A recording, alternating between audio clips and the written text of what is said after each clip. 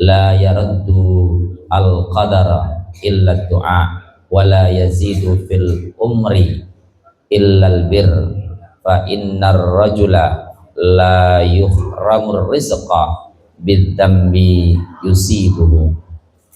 Sadaqallah summa sadaqa Rasulullah. Amma ba'du. Pertama sekali yang saya hormati, yang saya muliakan, orang-orang tua kita, Dewan Pembina Majelis Duha Nasional Kabupaten Batanghari, sekaligus Dewan Pembina Dai dalam Kabupaten Batanghari, Bapak Haji Baihaqi, kemudian Bapak Direktur MDN beserta pengurus, kemudian Bapak Haji Bustomi, dan wabil khusus Sohibul Majlis, tuan rumah dari takmir pengurus masjid Dakwatul Islamiyah, dan rekan-rekan seperjuangan saya, yaitu Al-Ustaz Habibi beserta Ustaz Imam Mahmud. Mohon maaf untuk kali ini saya membelakangi imam.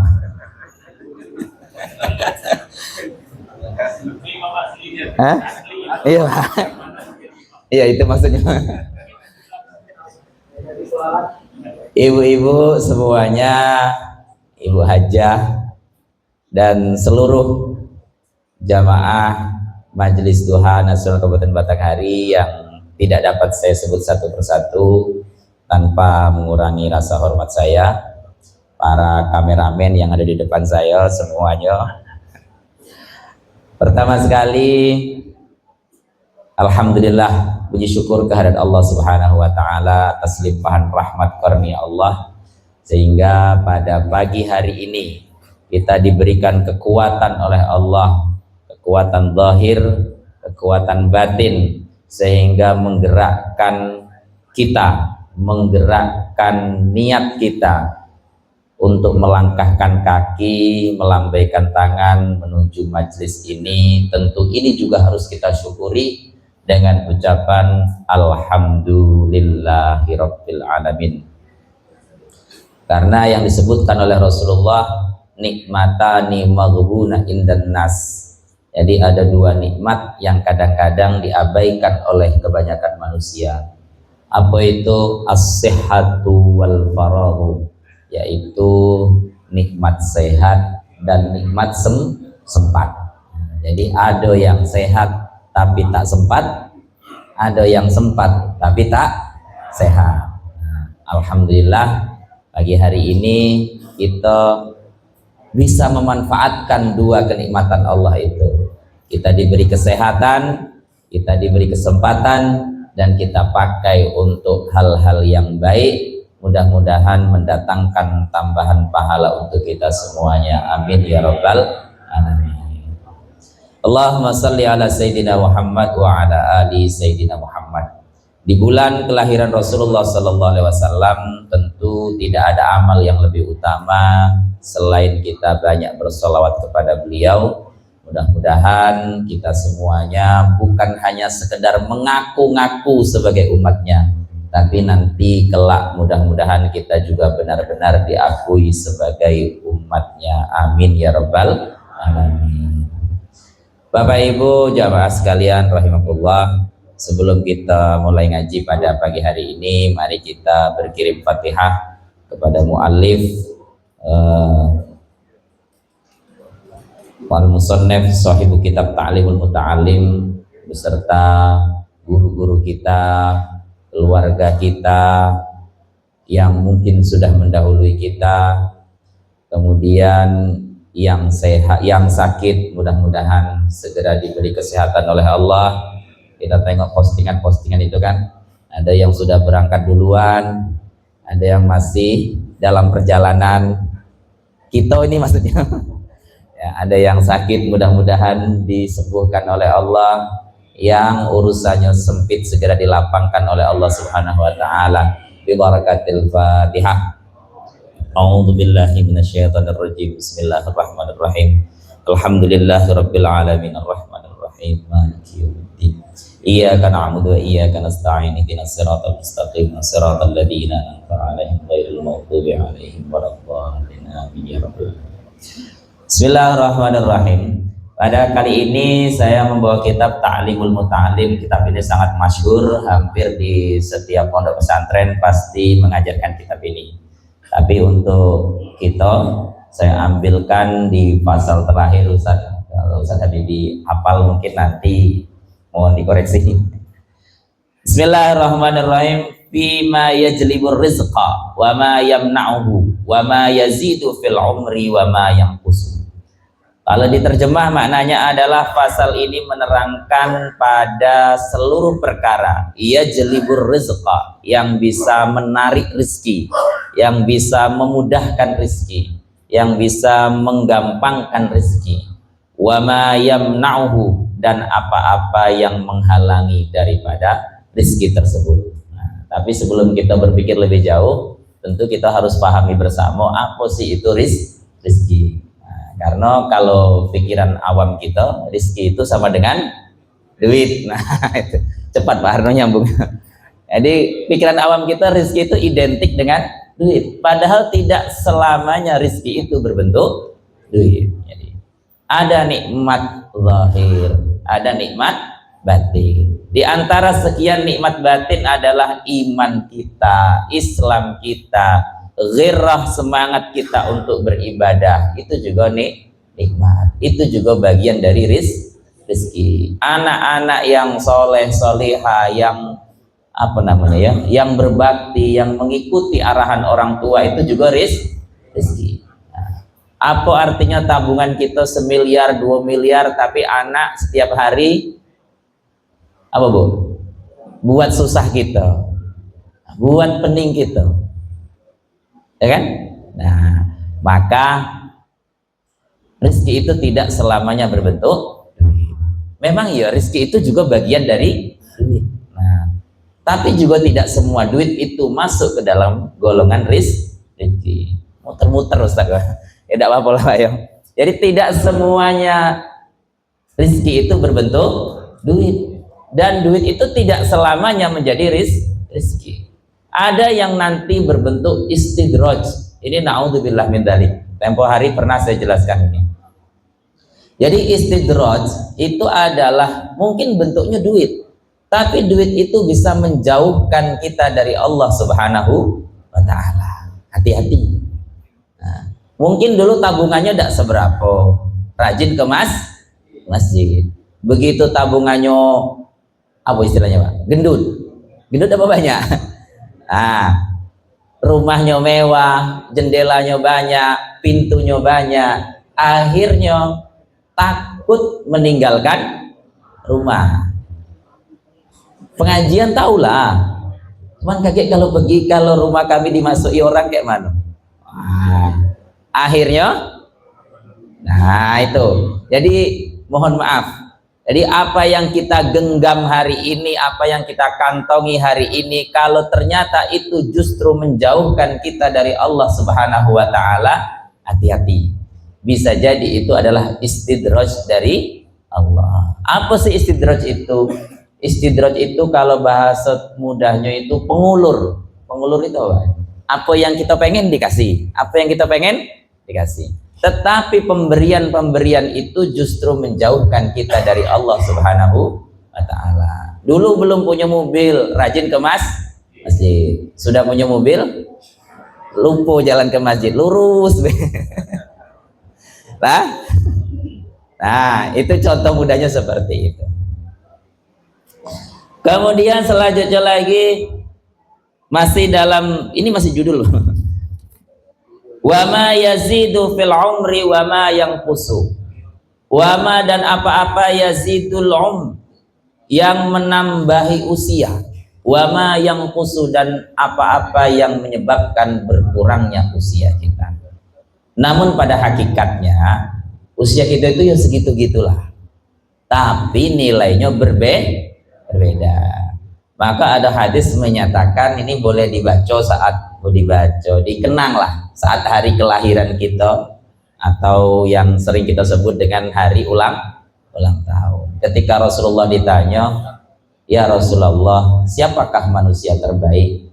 Maka jawaban Nabi adalah man tala umruhu wa hasuna amaluhu. Orang yang panjang usianya serta baik amalnya. Ditanya lagi oleh sahabat, lalu siapa manusia paling buruk ya Rasulullah? Man tala umruhu wa sa'a amaluhu, yaitu orang yang panjang usianya dan buruk amalnya. Jadi secara matematika sama-sama panjang, tapi nilainya yang berbeda. Nah, ini panjang dipakai untuk baik, ini panjang dipakai untuk hal yang tidak baik, maka nilainya berbeda. Jadi kalau kita mau merenung sedikit, apalah arti usia yang panjang ketika tidak membawa kebaikan untuk kita semua. Jadi tidak usah takut mati, Bu, ya Ibu. Takut tidak takut tetap mati. Nah, cuma jadwalnya baik kita yang belum tahu. Nah, apa Ibu duluan, saya belakangan, tidak tahulah. Ayo, kalau Pak Haji Sami sering Bu itu. Kalau nak berangkat duluan tidak apa-apa lah, kami ngiring bedanya. Bismillahirrahmanirrahim. Qala Rasulullah sallallahu alaihi wasallam, la yaruddu al-qadar illa du'a wa la yazidu fil umri illa al-bir. Fa innar rajula la yahrum ar-rizqa bil dambi yusibuh. Kalau dimaknai adalah la yaruddu al-qadar illa du'a.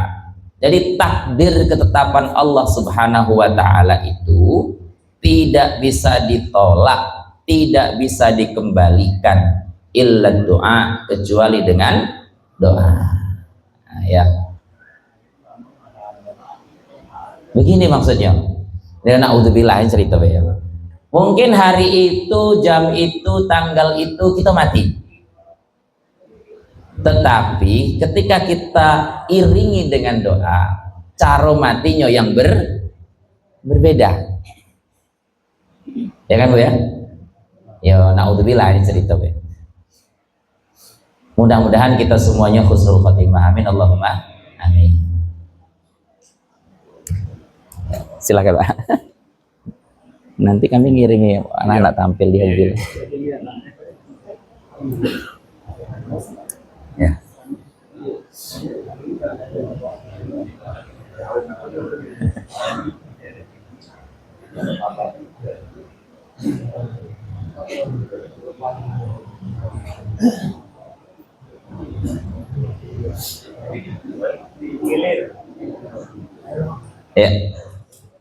Ya, kita doakan mudah-mudahan selamat sampai tujuan dan nanti di sana hasil apa yang menjadi tujuan beliau, amin ya rabbal alamin.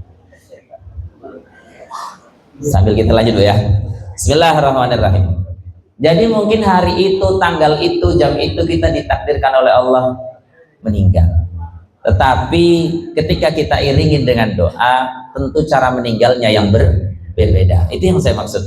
La yaruddul al-qadar illa doa. Jadi takdir itu hanya bisa ditolak, hanya bisa dikembalikan dengan berdoa. Wala yazidu fil umri illal bir. Maka tidak akan bisa menambahi usia kita illal bir, kecuali berbuat kebaikan.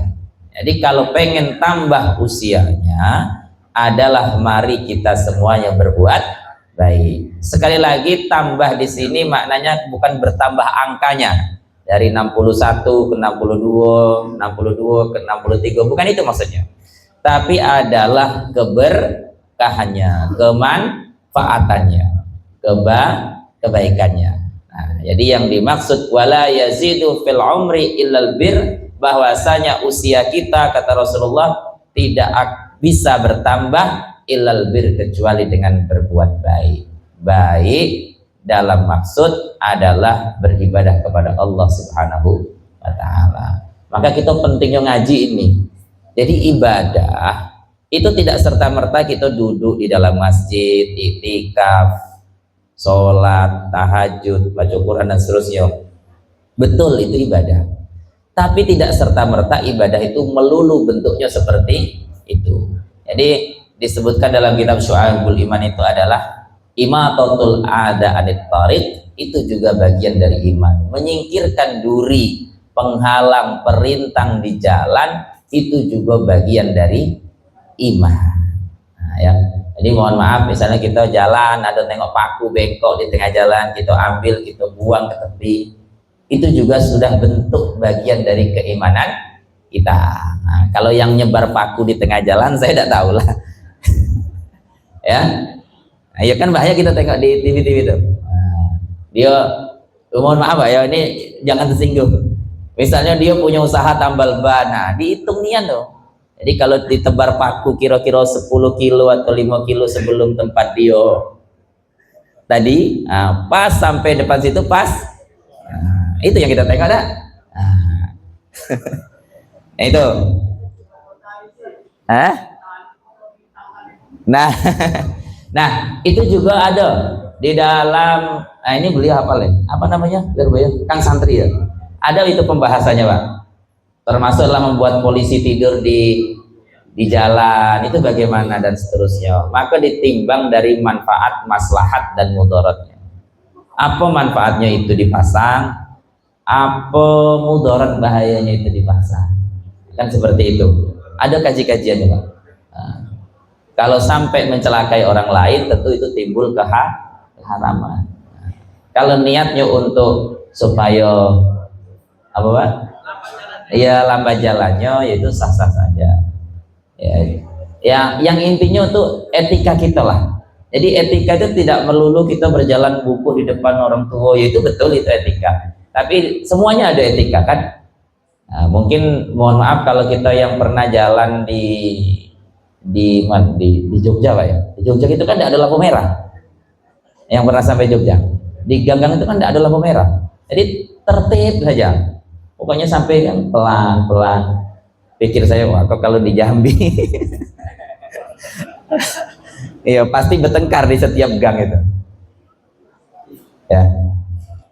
Bismillahirrahmanirrahim. Fa innar rajul la yahrumu ar-rizqa bid-dambi yusibu.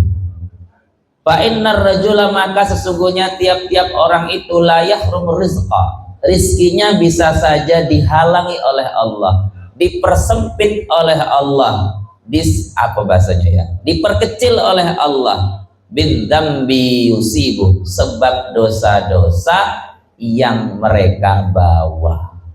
Nah, jadi kalau mau kita merenung, kenapa sih urusan kita kok sempit, kenapa sih usaha kita nih kok apa namanya Pak, Senin Kemis dan seterusnya disebutkan oleh Rasulullah, fa innar rajula la yahrumur rizqa bidzambi yusibu, maka sesungguhnya rizki seseorang itu bisa terhalang sebab dosa yang ada pada dirinya ya. Maka ya itu tadi, banyak-banyak istighfar. Disebutkan al istighfar tajlibur rizq, bahwasanya istighfar itu juga menjadi salah satu pemantik penarik rezeki. Tapi tetap berusaha Bu ya. Istighfar beda, ada usahanya ya susah juga. Maka ada masih dalam kitab Syu'abul Iman itu disebutkan bahwasanya ada namanya rizki hasbi, ada namanya rizki wahbi, ada namanya rizki min haitsu la yahtasib. Jadi ada namanya rizki hasbi, memang itu jaminan dari Allah Subhanahu wa taala. Kita hidup itu dijamin oleh Allah walaupun tidak punya duit. Yakin Bu? Yakin tidak Bu? Walaupun tidak punya duit tetap hidup. Yakin? Yakin. Entah kaget tiba-tiba ada yang ngajak singgah ke rumah makan, bukan saya minta diajak singgah, bukan ya. Maksudnya adalah memang itu jaminan dari Allah, kita tetap hidup. Nah, itu. Ada namanya kasbi, memang rezeki itu keluar ada berkat usaha. Nah itu tergantunglah lagi Maka ada yang mengatakan rizkun mu'allakun, rezeki yang digantungkan oleh Allah, tinggal seberapa banyak usahanya untuk menarik hal tersebut.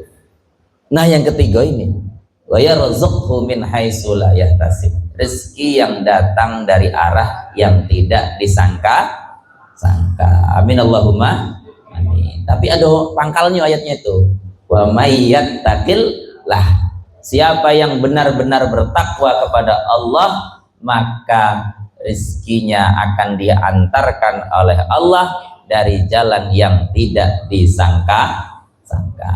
Nah, untuk menjadi orang bertakwa, nah itu yang berat, ya. Untuk benar-benar menjadi orang yang bertakwa, nah itulah yang kita kerjakan saat ini. Maka khotib itu setiap Jumat, mungkin ibu-ibu dengarlah kalau dari rumah. Kalau kami yang bapak-bapak ini rasanya hafal luar kepala. Ya, mengerjakan segala perintah, meninggalkan segala larangan. Nah, itu kan banyak itu cabangnya. Ya, perintah Allah itu sebanyak apa, larangan Allah itu sebanyak apa. Ya, jadi mudah-mudahan kita sampai ke derajat itu. Maka dalam Al-Quran banyak ayat itu diulang-ulang. Uiddat lil muttaqin, surga itu ya disiapkan untuk orang-orang yang bertakwa. Maka derajat tertinggi itu adalah muttaqin, yakni orang-orang yang bertakwa. Pak Harno enak masjidnya at-taqwa. Mudah-mudahan ya kita semuanya pernah masuk masjid itu menjadi golongan muttaqin. Amin Allahumma amin. Nah, itu. Ada lagi enggak Pak masjid at-taqwa selain itu? Oh ada. Banyak. Bismillahirrahmanirrahim. Kita buka satu-satu. Sabata bihadal hadis. Jadi hadis itu disyarahi oleh ulama, diterjemahkan makna apa namanya ya, penjabarannya. An-nartika badzambi sababu hirmani rizqi, bahwasanya dosa yang bertumpuk-tumpuk itu juga menjadi penghalang rezeki. Ya Bu, dosa yang bertumpuk-tumpuk itu juga menjadi penghalang rezeki. Apa sih dosa bertumpuk-tumpuk itu? Di antaranya adalah khususan al-kidbu, berbohong. Bohong itu tidak mesti urusan besar. Ya, coba kalau kita ingat-ingat, rekam mundur mulai dari subuh tadi sampai hari ini, sampai jam ini, sudah ada belum kita bohong?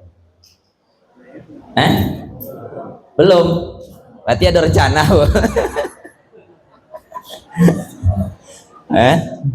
Ya jangan ya.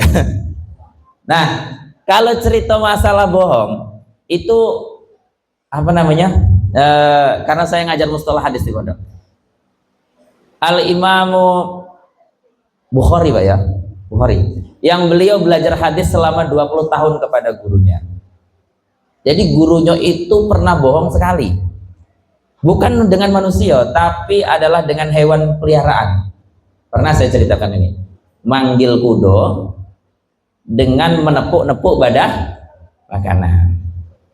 Tentu apa yang terpikir di hewan itu berarti mau diberi makan. Ternyata tujuan syekh itu cuma untuk memanggil. Paham Bu ya? Jadi kan Imam Bukhari yang banyak hadis itu, jadi beliau berguru kepada ahli hadis selama 20 tahun. Suatu ketika gurunya tadi memanggil binatang atau kuda, kendaraan lah kalau bahasa dulunya, dengan cara menepuk-nepuk badah makanan. Nah si kuda itu kan berpikir akan dikasih makan, ternyata cuma manggil.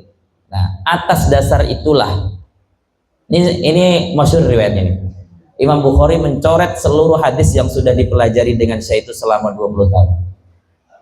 Kenapa? Beliau menganggap gurunya masih punya sifat pembohong. Bukan bohong masalah sesama manusia, bukan, dengan binatang tadi loh. Nah, maka kalau hari ini mau jadi perawi hadis, doib semua Pak ya. Kalau kita lah jadi tukang merawi hadis hari ini, doib semua. Apa? Banyaklah kita bohong ya. Nggak usah dengan orang jauh, dengan anak-anak kita. Ya, iya Bu ya. yang biasa ngasuh cucu, yang mau lari keluar, awas awas ada orang gila, nah. Padahal Pak Imam balik dari masjid.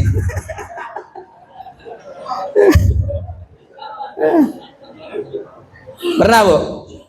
Ah kan? Aduh. Ya Allah. Jadi khususan al-kidbu. Jadi sudah Bu ya. Intermezzo ya. Anartika bidzambi sababu khirman rizki. Bahwasanya bertumpuk-tumpuknya dosa itu bisa menjadi penghalang rizki. Khususan al-kidb. Khususnya itu adalah bohong. Al-kidbu yurisul faqra. Bohong itu akan mendatangkan kefakiran. Sekali orang tidak percaya, gawat urusan kita. Ya naudzubillah min dzalik. Mohon maaf, contoh misalnya kok. Sekali Pak Haji Baihaqi tidak percaya dengan saya, oh, gawat saya. Ya. Ya Pak. Ya dengan samalah kita, bukan dengan siapapun lah. Misalnya kita berjanji. Ya Bu ya, berjanji. Sudah itu kita ingkari. Bohong enggak tuh? Bohong. Maka ya mohon maaf. Sekali-kali, bukan sekali-kali lah, kita coba ikut apa yang diajarkan Rasulullah.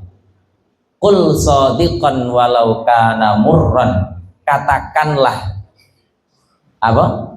Yang hak itu hak, walau kana murran, walaupun itu pahit. Contoh, mohon maaf, kita sering nyombong Pak, diundang orang. Iya, coba ya, kita diundang orang hajatan. Pak nanti habis maghrib kesini-sini Pak ya, itu ada acara kulhu tahlil atau apalah. Lama mikir Pak. Sudah itu dia jawab apa? Insya Allah. Nah itu tidak yakin saya kalau datang.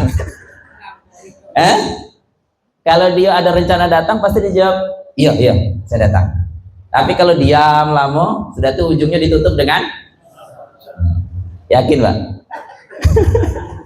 Nah itu sering nggak kita praktekkan itu? Jeda lama mikir atau jawab insya Allah, itu udah yakin. Nah maksud saya seperti ini, kalau memang kita berhalangan, ini kan amal ringan Pak ya. Kalau memang kita betul berhalangan, ya katakan saja mohon maaf saya sudah keduluan ya, unduhan yang di sana begini begitu selesai. Memang satu sisi menyakitkan tuan rumah, tapi di sisi lain kita tidak mengecewakan. Daripada kita berjawab insya Allah dan ternyata dalam hati tidak ada rencana untuk datang. Wabil khusus spesialis tukang baca doa. Tidak benar kok. Ini termasuk curahan hati saya lah. Misalnya nih mohon maaf, kita mohon maaf ya, jangan tersinggung. Kita imam, khotib atau pokoknya tokoh lah. Nah, yang ditokohkan atau yang biasanya dipercaya untuk memimpin doa, memimpin acara. Jangan sekali-kali menjawab insya Allah kalau memang kita tidak ada rencana untuk hadir. Karena mohon maaf, boleh jadi tuan rumah itu betul-betul mengharapkan kehadiran kita. Nah sementara kita tidak hadir. Baru berpikir Pak. Karena kalau kita jawab mohon maaf saya tidak bisa hadir karena saya ada acara di situ sudah keduluan. Tuan rumah kan berpikir, oh beliau tidak bisa datang. Mungkin beliau akan ngajak siapa lagi yang dipercaya untuk memimpin acara di rumahnya. Itu loh maksud saya. Tapi dengan jawaban enteng insya Allah kita tadi, tuan rumah nunggulah dari sudah maghrib jam 7, setengah 8, jam 8, ada? Ya Pak ya? Nah, gara-gara seorang rugilah, terhambatlah acara itu.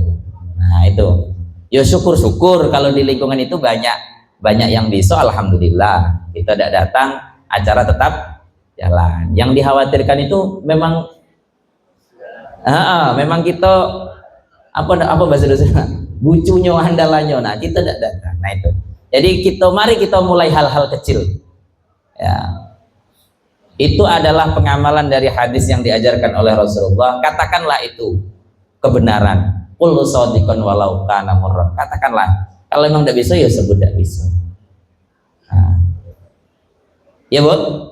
Nah, yang biasa jawab insya Allah itu. Ya. Bismillahirrahmanirrahim. Kita lanjutkan. Waqad warada fihi hadisun khasun wa kadza naumus subha. Dan ada juga hadis yang menerangkan bahwasanya hal-hal yang bisa menjadi penghalang rizki, wa hadisun khasun wa kadza naumus subha, ya. Telah datang hadis khusus yang menerangkan tentang hal yang bisa menjadi penghambat rizki, an-naumus subha, yaitu tidur di subuh hari. Ya kan, kalau orang-orang tua kita dulu kan tidur di subuh hari, rezeki kita dipatuk, betul? Nah, saya ingin menyampaikan bahwasanya itu tidak mitos. Nah, karena selama ini kata siapa? Iyo, maka memang ada hadisnya bahwasanya tidur di subuh hari yamna'ur rizqa, bisa menjadi penghalang rizki. Ya secara logika iyo. Siang atau pagi itu kan wayahnya orang berapa Pak? Beraktivitas. Wayahnya orang mencari rezeki. Kok malah tidur? Yo mohon maaf. Mudah-mudahan di sini tidak ada lah saya rasa. Yang keseringan kodok subuh, ya itu juga bisa menjadi penghalang rezeki. Tahu kodok subuh Bu? Ya. Jadi bisa-bisa niatnya sekali tegak dua itu. Usolli subha. Subuh dan duha. Ada gurau. Begini maksud saya. Nanti tidak enak Bu seharian. Tapi tidak usah dibuktikan lah. Tapi kalau mungkin dulu pernah merasakan orang yang bangun kesiangan, subuhnya kodok, itu seharian tidak enak. Gelisah, rasanya kacau. Ya Bu ya. Baru nak ngeluarin motor banyolah kempes, ya kan? Ya begitulah pokoknya sehari itu terasa kacau. Nah, maka mari kita manfaatkan subuh itu bangunnya lebih cepat. Enak kalau kita bangun lebih cepat, enteng. Dalam sehari itu terasa mudah, terasa ringan. Amin Allahumma amin. Gitu. Maka yang paling afdol itu ya kita bangun sebelum adzan subuh. Sampai nanti ada keterangan qobliyah subuh itu dikerjakan di rumah. Nah, kita masuk ke masjid tinggal tahiyatul masjid. Nah, itu. Tapi qobliyah subuh itu sesudah adzan.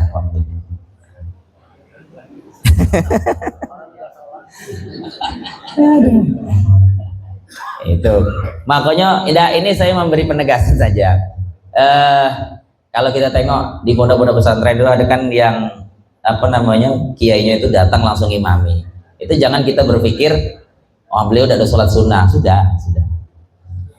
Ya, jadi kalau kita yang agak jauh dari masjid ya kita tahiyatul masjid, qobliyah di masjid. Nah, itu. Lebih-lebih masjidnya tambah besar. Namanya dakwatul islamiyah. Kalau kita tengok dalam kamus maknanya dakwatul islamiyah, menjadi penarik, menjadi pengajak dakwahnya umat Islam. Mudah-mudahan masjid ini betul-betul menjadi masjid yang bisa menarik perhatian orang Islam sehingga tertarik untuk beribadah masuk ke dalam masjid ini. Amin Allahumma amin. Lama sudah Bu? 2 menit lagi Bu ya. Bismillahirrahmanirrahim. An-naumu turisul faqra, bahwasanya wa kasratun naum tutirul faqra, terlalu banyak tiduran. Nah, turisul faqra itu juga bisa mendatangkan kefakiran. Nah, ya pokoknya cuman tidur berhari-harian, tidur enggak lah, tiduran. Nah, turisul faqra itu juga bisa mendatangkan kefakiran. Lebih-lebih mohon maaf di zaman kita handphone itu sekarang, ya Mudah-mudahan yang di sini tidak ada. Sekali lagi saya berdoa mudah-mudahan dalam sini tidak ada. Banyak yang keluarganya hancur. Ini nyata ini, Bu. Tidak ada di Jakarta dan mana di sekitar di keliling kita lah. Keluarganya hancur, asetnya habis gara-gara apa? Ya. Kalau dulu orang berjudi itu pakai tato, tampangnya seram. Sekarang enggak, Bu. Pakai sarung, pakai kopiah, pakai serban pun bisa berjudi. Iya kan? Kalau dulu nak berjudi nunggu kawan. Kawan kurang enggak jadi. Iya, Pak ya. Zaman dulu kalau kawan kurang enggak jadi. Kalau sekarang dewean pun bisa. Nah, bahkan mohon maaf sambil nunggu azan pun bisa. Pantaslah datangnya cepat, duduk iktikaf, megang HP. Ya naudzubillah, naudzubillah. Jadi mohon maaf. Jadi kasratun naum, kita terlalu banyak tidur-tiduran, malas-malasan, turisal faqra, itu juga bisa mendatangkan kefakiran. Wa faqral ilmi aidan, bukan cuman fakir masalah harta, tapi juga bisa mendatangkan kefakiran atau kekurangan masalah ilmu. Mohon maaf, ini terakhir. Kalau kita turuti, kita datang ke sini tadi, ada tidak rasa malas-malasnya? Ada. Tapi kalau tidak dilawan, iya. Maka di mana saya terakhir ya, di Masjid Al-Falah ya, Al-Falah. Maka untuk membedakan, itu waktu itu ada saya ditanya, bagaimana mengenali apakah itu panggilan Allah atau bukan. Maka saya jawab waktu itu adalah yang pertama. Misalnya nih, subuh kita sudah berniat nanti nak pergi duha, itu kan betian pertama, ajakan pertama. Nah, nanti sudah selesai subuh, banyaklah yang berkecamuk dalam hati kita, dalam pikiran kita. Aku nak ke sini, nak ke situ, kaki kesiangan, ke sini ke situ. Nah, itu tinggal kita lagi. Itulah yang disebut Rasulullah akbarul jihad atau jihad paling besar. Apa namanya? Roja'na min jihadil asghar. Kita baru pulang dari jihad kecil, padahal perang Badar itu. Dan kita akan menuju ila jihadil akbar, kepada perang besar. Apa itu? Jihadun nafsi, memerangi hawa nafsu. Kaitannya apa dengan yang saya maksud tadi?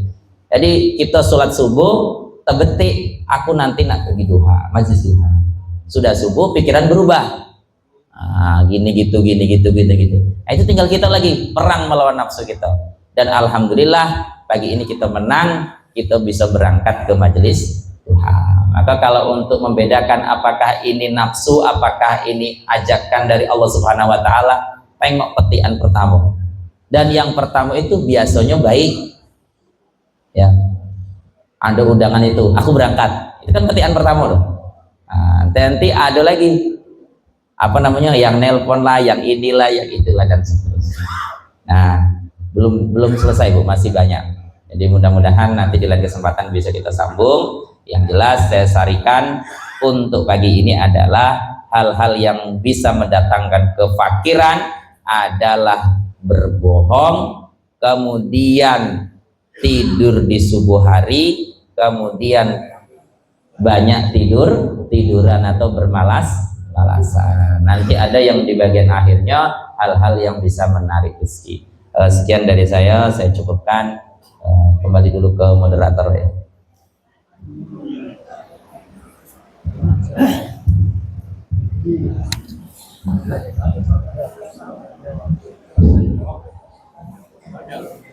Silakan.